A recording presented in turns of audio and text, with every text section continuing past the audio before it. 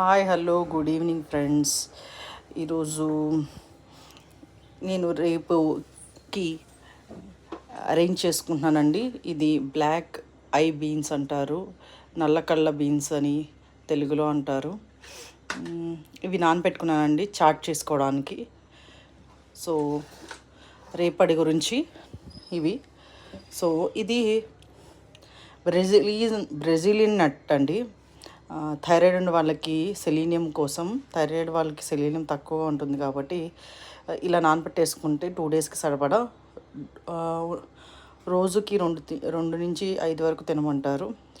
నేను 2 కన్జ్యూమ్ చేస్తానండి. సో ఇది థైరాయిడ్ పేషెంట్స్ గురించి. ఇది గోంద్ అండి, వంక, బాదం గమ్ము అంటారు, గోంద్ కటీరా దీని పేరు. సో 4-5 నానబెట్టేశాను. ఇట్లా రేపొద్దున కల్లా మంచిగా జెల్గా ఫామ్ అయిపోతుంది. ఇది దాహాన్ని మంచిగా తీరుస్తుందండి, ఒంటికి చలవ చేస్తుంది, డైజెషన్ ఇంప్రూవ్ చేస్తుంది. చాలా బెనిఫిట్స్ ఉన్నాయండి. కానీ దీనికి ఎటువంటి ఫ్లేవరు కలరు ఏమీ ఉండదు. చాలా యూస్ఫుల్ అండి. సమ్మర్లో అందరూ తప్పకుండా వాడాల్సింది.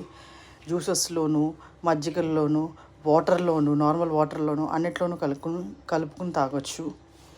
అండ్ రేపొద్దున పిల్లలకి డ్రై ఫ్రూట్ జ్యూస్ అండి. ఇందులో మీకు కనబడుతున్నాయి కదా, పుచ్చగింజలు, sunflower seeds, watermelon seeds, అక్రోడ్,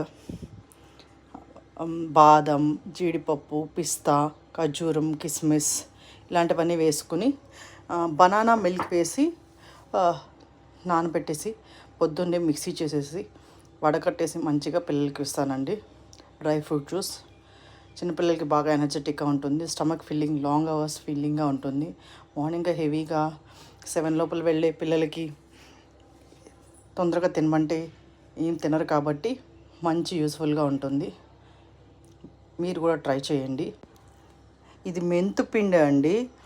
నేను మెంతుల్ని వేపేసేసి గ్రైండర్లో వేసి జల్లించి పెట్టుకున్నాను.